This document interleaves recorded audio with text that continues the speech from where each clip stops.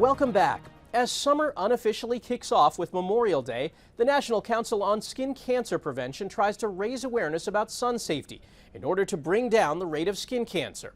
Bradley Blackburn has more on what you need to know to protect yourself and your family. Charles Berg loves spending time outdoors, but takes precautions now that he didn't when he was younger. There's two spots here that we're going to look at. Over the past 10 years, the 74-year-old has had multiple skin cancers. I probably had 4 of them already. The most recent, on his forehead, was large and required Mohs surgery with Dr. Will Tutrone of the Schweiger Dermatology Group. It's a much more tissue conservative treatment for several reasons. You have smaller scars. It is more specific and it has a higher clearance rate because of the way that the slides are made. With sun damage over years causing most skin cancers, prevention is key. The American Academy of Dermatology recommends everyone uses sunscreen with broad spectrum protection against UVA and UVB rays, SPF 30 or higher, and water resistant. Dr. Tutrone says make sure to find one you like and will use. Mineral sunscreens stay on top of the surface and act as a shield. The chemical sunscreens absorb into the skin. So the chemical sunscreens they say to put on a little bit earlier before you go outside, 15 minutes or 20 minutes so it has time to absorb into the skin. The important thing is always remember to reapply. I still love the beach. I use many different products all the time. I just don't go out in the sun without it. Charles has this message to others about staying safe. Start now because what they say is the way I spent my youth, it takes years to develop and become skin cancer. He gets skin checks every 3 months and encourages others to try to protect themselves from those harmful rays.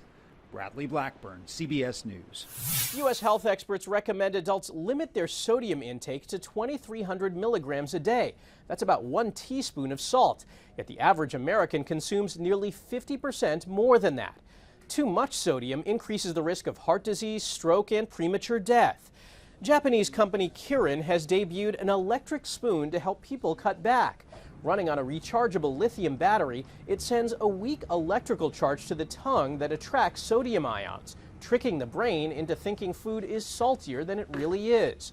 The spoon's creator says users can reduce the amount of salt by 1/3 and still get the same flavors they expect from their meal. It's only for sale in Japan right now for about $130, but the company says it will be available globally next year. Teenagers are experiencing higher rates of depression than ever before.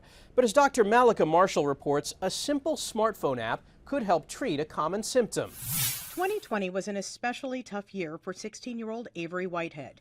With pandemic stress plus his parents separating, he was losing interest in activities he used to love, including sports. I just kind of wanted to just sit and do nothing.